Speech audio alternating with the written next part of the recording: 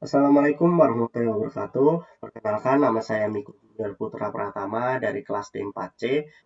Di sini saya akan mencoba mengulang kembali mengenai materi keamanan jaringan yang di dalamnya terdapat topik XSS atau cross-site scripting. Sebelumnya, disclaimer, video ini dibuat semata-mata untuk tujuan pembelajaran dan edukasi mengenai keamanan website, khususnya topik serangan XSS atau cross-site scripting.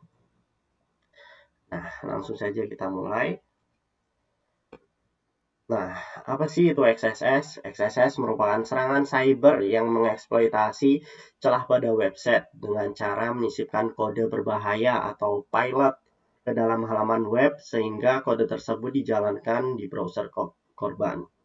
Nah, XSS sendiri itu ada tiga. Yang pertama ada Reflect XSS, Stored XSS, dan DOM XSS. DOM based XSS. Nah, mengapa serangan XSS bisa terjadi? Serangan XSS bisa terjadi karena input user tidak tervalidasi sehingga user bisa menginput apa saja yang diinginkan, termasuk payload tadi. Yang kedua, output tidak di-escape dengan benar. Dan yang terakhir, penggunaan fungsi JavaScript seperti inner HTML yang tidak aman. Nah, berikutnya kita akan belajar lebih lanjut mengenai XSS dan implementasinya seperti apa, dan cara kerjanya bagaimana menggunakan yang namanya website Portswigger. Nah, Portswigger sendiri merupakan platform keamanan cyber sebagai pengembang Burp Suite atau alat pentest web populer. Nah, di dalam Portswigger sendiri terdapat Web Security Academy. Nah, di dalam Web Security Academy ini kita bisa belajar jenis serangan cyber seperti XSS, SQL injection, CRSF, dan lain-lain. Nah, pada kali ini kita fokus pada pembahasan XSS. Nah, di sini terdapat beberapa topik yang akan kita bahas seperti what is XSS, apa itu XSS, bagaimana XSS bekerja, impact dari serangan XSS, penerapannya, testing, dan yang kali ini yang kita akan bahas yaitu Reflex XSS dan Stored XSS. Yang pertama kita ke Reflex XSS. Oh ya, sebelum masuk Portswigger ini kita terlebih dahulu diharuskan membuat akun ya untuk login ke Portswigger-nya. Di Reflex XSS ini di bagian impact itu kita akan dijelaskan bla bla bla bla bla kayak impact of Reflex XSS attack seperti apa. Nah, secara singkatnya kita akan langsung menemukan. By the way, Portswigger ini website legal buat melakukan simulasi ya atau demo beberapa serangan yang bisa kita coba. Dan website test atau website demo yang disediakan itu merupakan website milik Portswigger sendiri yang dikhususkan untuk memang diserang. Seperti itu. Kita tunggu dulu. Nah, konsep dari serangan XSS kembali lagi. Konsep dari serangan XSS itu yaitu user yang tidak divalidasi atau input user tidak divalidasi sehingga user bisa mengetik apa saja yang diinginkan. Nah, misal secara normal kalau kita melakukan search pada di sini, misal kita ketikkan ini ya, a perfect word. Maka yang tipe perfect word. Lah, kok tipe? Bentar. Perfect, a perfect, a perfect. Nah, akan muncul website yang kita cari atau berita yang kita cari. Nah, serangan XSS itu bisa terjadi karena si pembuat website itu tidak memvalidasi inputan atau apa yang bisa diketik oleh user itu apa saja. Sehingga itu merupakan celah yang bisa digunakan oleh hacker atau seseorang penyerang website untuk menyisipkan atau memasukkan payload yang berbahaya berupa kode JavaScript. Misal, kita langsung saja contohkan. Nah, seperti ini. Nah, ini adalah merupakan script alert yang atau notifikasi biasa Dimana jika secara website itu aman, ketika kita masukkan script seperti ini, dia tidak akan melakukan eksekusi kode ini karena inputan user sudah divalidasi. Kalau sebuah website tidak memvalidasi inputan user, ketika kita masukkan script seperti ini, otomatis script yang kita ketikkan itu akan langsung dieksekusi oleh website tersebut. Misal seperti ini, kita search, dia akan langsung menampilkan inputan berupa script yang kita kasih tadi. Nah, namun untuk si refleks XSS ini hanya bisa terlihat oleh korban yang memiliki link tersebut. Sehingga para penyerang itu menggunakan combo yang sangat berbahaya, yaitu URL shortener. Nah, benar. Semisal nih, kalau penyerang ingin membuat web phishing, mereka tinggal membuat script atau web phishing seperti ini. Saya sudah membuat contoh kodenya. Seperti ini, kita coba saja dan start. Ini akan jadi web login ya. Nah, seperti ini. Ini dia bersifat menimpa website asli seorang pembuat website. Jadi ibarat kata kita bikin website di atas website. Nah, website phishing ini akan dimanfaatkan oleh penyerang untuk mencuri data-data pribadi dari korban. Nah, kan secara logika ini pasti panjang banget kan linknya karena sifat serangannya melalui search kan. Jika kita ini kan linknya bakal sepanjang ini. Nah, pintarnya seorang penyerang atau hacker, dia memanfaatkan URL shortener untuk mempersingkat link, sehingga link tidak terlihat mencurigakan dengan cara kayak custom link dan menggunakan domain yang mirip-mirip atau typo seperti kayak https titik dua https ini Facebook. Nah, kayak dia itu sengaja memasukkan domain typo agar si pembaca itu kadang melihat domainnya mirip sama domain asli seperti itu. Sehingga korban itu gampang percaya bahwa link itu link asli. Nah, kembali lagi ke sini.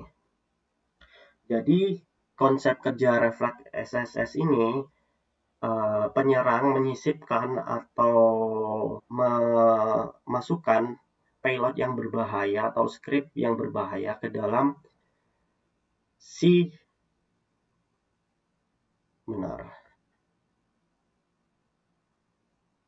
ke dalam search bar atau inputan yang tidak dibatasi tadi, sehingga akan merubah seluruh tampilan dari website tersebut. Nah, seperti itu. Nah, kita lanjut ke stored XSS.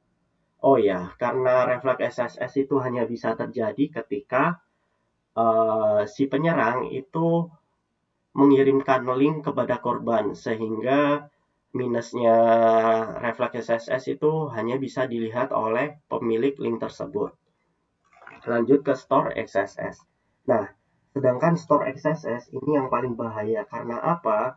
Karena dia langsung masuk ke dalam database pemilik website, sehingga bisa dilihat oleh semua orang serangan XSS tersebut. Misal, jadi bedanya dengan refleks XSS kan refleks XSS harus dimiliki oleh link korban, target korban. Sedangkan store XSS itu semua orang bisa melihat serangan tersebut secara real time. Kita contohin. Store XSS. Bentar. Kita ke demonya langsung. Cara konsep kerjanya sama, dia namun bedanya kalau si Stored XSS ini langsung masuk ke dalam database dari website tersebut. Jadi bedanya dia bisa dilihat oleh semua orang. Bentar, loading. Nah, kalau tadi kita contohin lewat search, sekarang kita contohin lewat web comment. Nah, kembali lagi ke konsep serangan XSS, di mana bisa terjadi karena inputan user tidak divalidasi.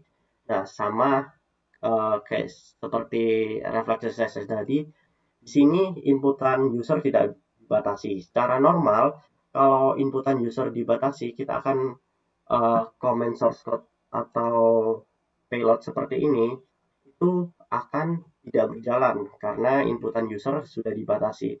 Namun jika sebuah website itu inputan user tidak dibatasi, dia bisa mengetik apa saja yang bisa dia ketik. Salah satunya payload atau script ini. Nah, ini merupakan script yang sudah saya buat tadi, dan ini script simple karena hanya menampilkan apa ya, website ini telah diretas gitulah. Kita contohkan ya, kita ini emailnya kayak hacker dengan gitu, websitenya kita pakai website ngawur gitu.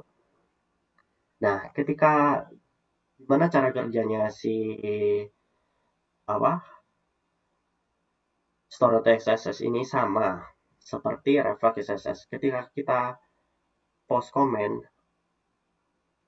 nah belum terjadi apa-apa karena dia belum mengeksekusinya. Ketika kita kembali ke blog, otomatis halaman tersebut dibaca oleh program, sehingga program itu kan kembali lagi ke konsepnya XSS tadi, tidak ada batasan validasi atau inputan dari user.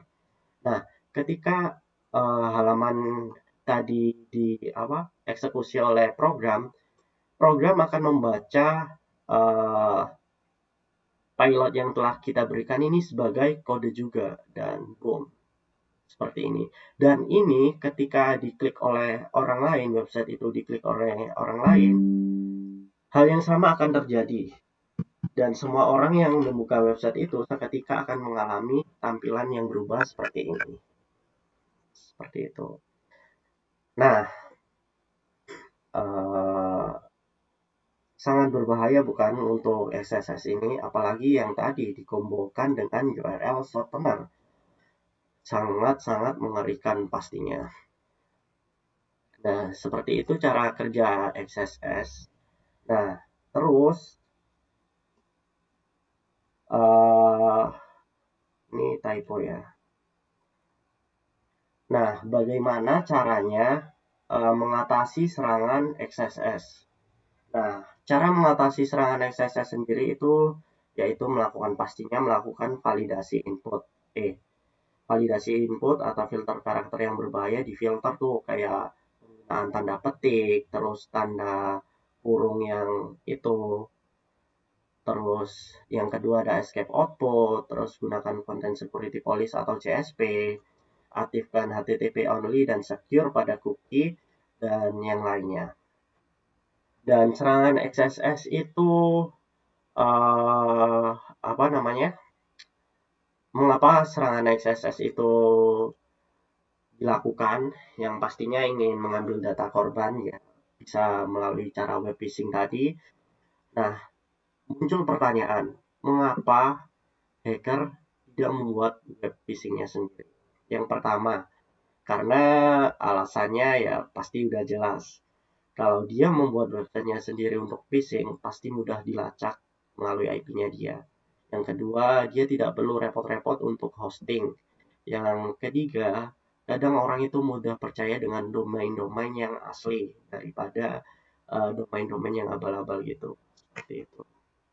Dan itu merupakan